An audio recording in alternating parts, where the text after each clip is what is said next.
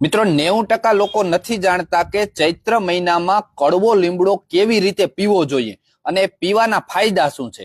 કડવો લીમડો છે ને મિત્રો 15 થી 20 દિવસ જો પીવામાં આવે ને તો એ લોહીનું શુદ્ધિકરણ કરી નાખે છે। આ સૌથી મોટો એનો ગુણ છે। લોહીને જો તમારે શુદ્ધ કરવું હોય ને તો આ પ્રયોગ અચૂક કરવો। લોહી શુદ્ધ થશે ને તો ચામડીના રોગો મટી જશે। દાખલા તરીકે દાદર, ખરજવું, ખંજવાળ આમાં ખૂબ મોટી રાહત થશે અને જે યુવાનોને પિત્ત વધી જતું હોય ને એ પિત્ત પણ શાંત થઈ જશે।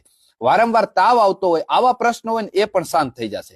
હવે વાત એ રહી તો ભાઈ તો કેવી રીતે પીવો જોઈએ, તો સાંજે 6 વાગ્યે એક મુઠ્ઠી ભરાય ને એટલા લીમડાના કુણા કુણા પાન ને ફૂલ, એક મુઠ્ઠીમાં કુણા કુણા પાન ને ફૂલ બે આવી જવું જોઈએ એટલું લઈ આવવાનું। ઘરે લઈ આવી 1 ગ્લાસ પાણીમાં આ બધું નાખી પલાળી અને ઢાંકીને મૂકી દેવાનું।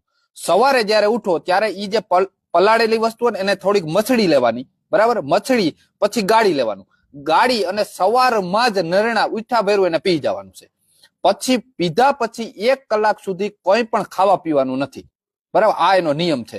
આ રીતે જો તમે પ્રયોગ કરો ને તો તમને ઉત્તમમાં ઉત્તમ રિઝલ્ટ મળશે। આ પ્રયોગ તમારે 15 થી 20 દિવસ કરવાનો છે અને તમને એમ લાગ્યું હોય કે ભાઈ ચૈત્ર મહિનો ચાલુ છે ને આ મારા મિત્રોને પણ આ વાતની જાણ કરવી જોઈએ તો આ વિડીયોને જરૂર શેર કરજો, જેથી આ બધા ગુજરાતમાં તમામ લોકોને આનો લાભ મળવો જોઈએ।